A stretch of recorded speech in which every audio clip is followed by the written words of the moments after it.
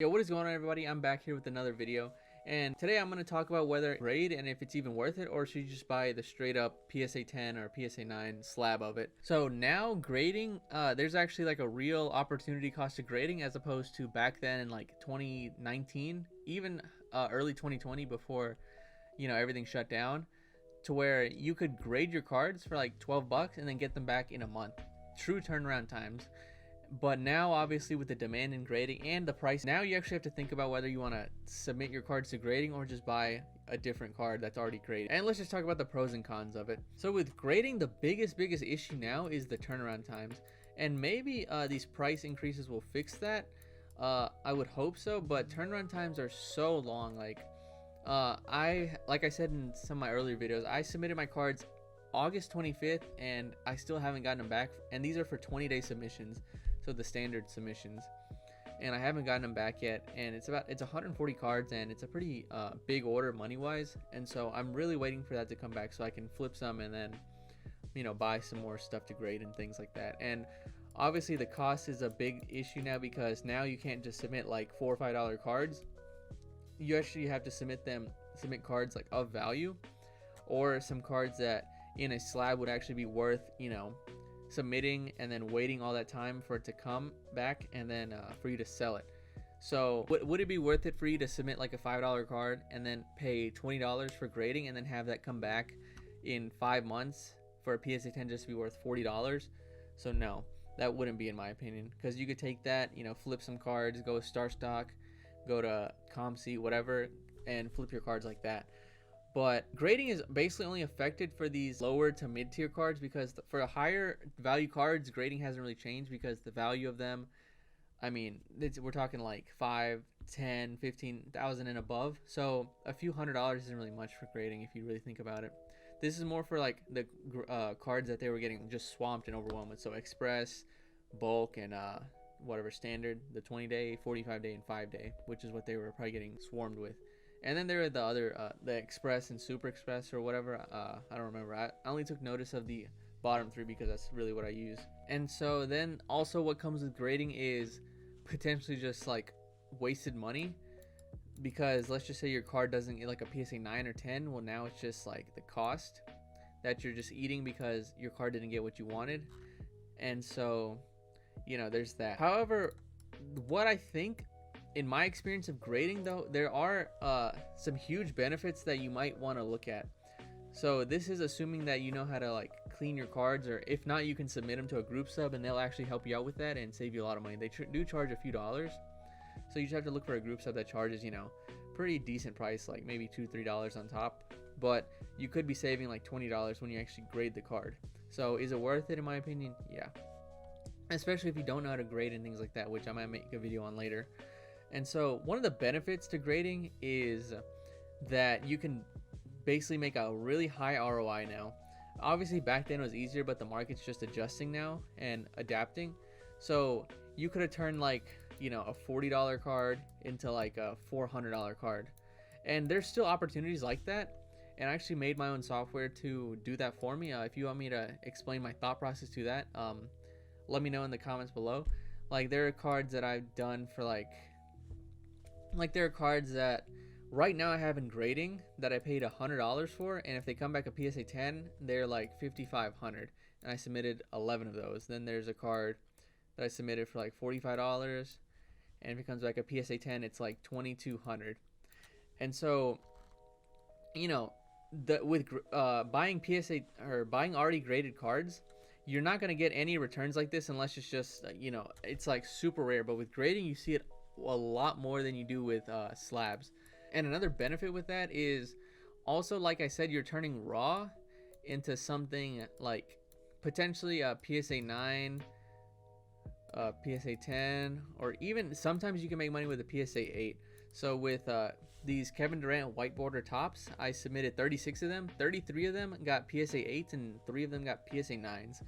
But I ended up paying $70 a card for the PSA 8s. Or I paid 50 raw and then 20 for grading at the time. So PSA 8s were worth around, I think I was getting 120 for those, and then PSA 9s were worth 450. So I actually ended up making money on that investment. So in some cases, a PSA 8 can actually be better. And also, you know, another thing with grading is you actually don't have to do anything. It's similar to long-term investing. Actually, before we get into that, with raw, you have the potential to turn into a PSA 9, 10, or 8 from a raw card, which most cards you can do unless you just send in you just pee and poop all over it, then you probably won't get a good grade on that.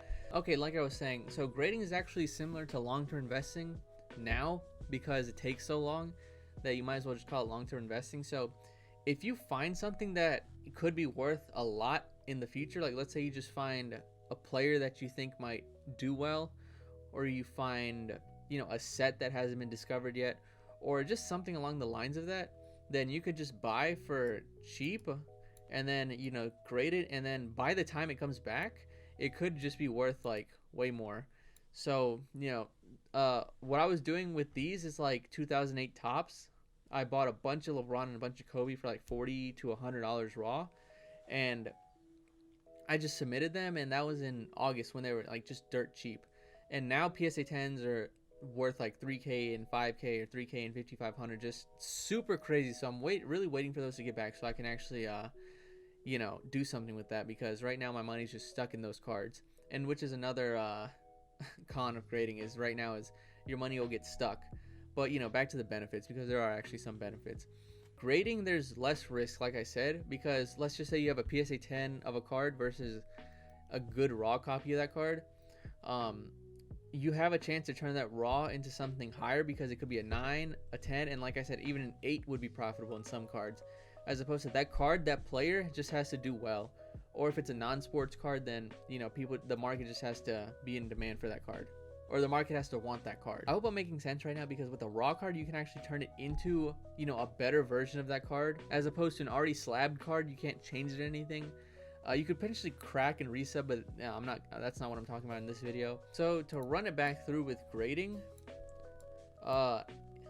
you know, some issues with it right now is turnaround time, cost has increased, and then with the money that's, you know, you've already put into those raw cards and into grading costs, you could be doing something else with it right now, and then you have the potential to just not get any like desirable grades, where the raw card will be worth more than the graded card, like let's say PSA 7 or lower if it's a modern card. In old super limited cards, you know, PSA 7 and 6s might be valuable, but with the cards that I'm really talking about are post 2000s, and just like the base card, because that's what most people are submitting anyways. For limited cards, that's kind of different, or there's a few different factors that apply to it. Then also with grading, you just have a huge ROI.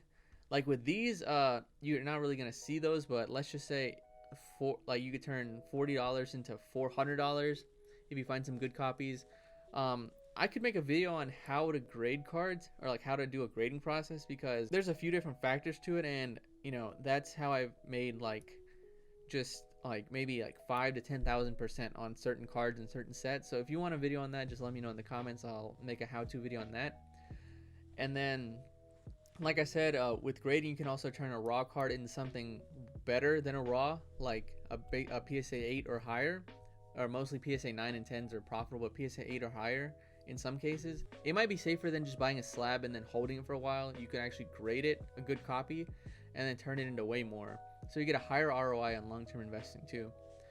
So another thing I didn't mention was graded versus raw. So, or graded versus grading, or slabs versus grading.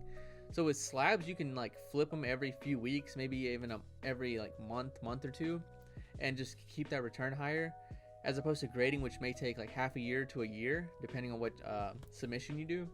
So with slabs, you can just turn over way faster and build your bankroll like that, as opposed to grading, your money's tied up and you can't really have anything like have any working capital for you. So that's kind of an issue also that I see, but you know, it's up to you.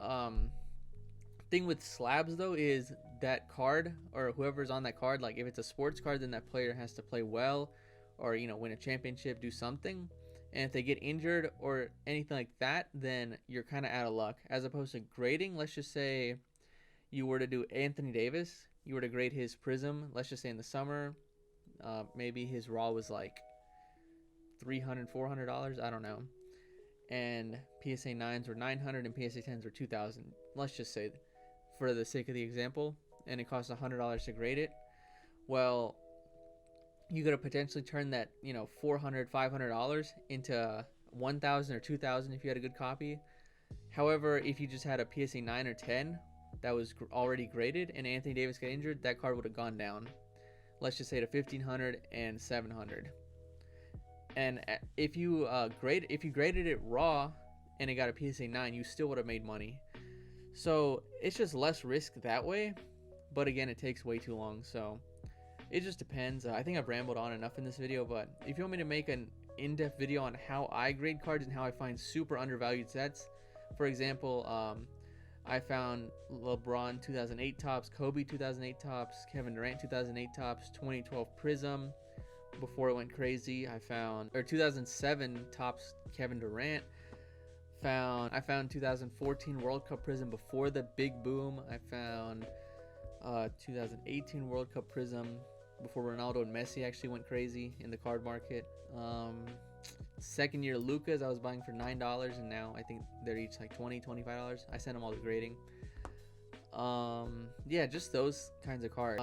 I'm not saying this to brag. I just want to give myself some sort of credibility, so you know, so that the information can actually be seen as helpful, as opposed to me just saying stuff without any experience. Like, currently I have 2,000 cards in grading, and right now I've only received like 300 back in total.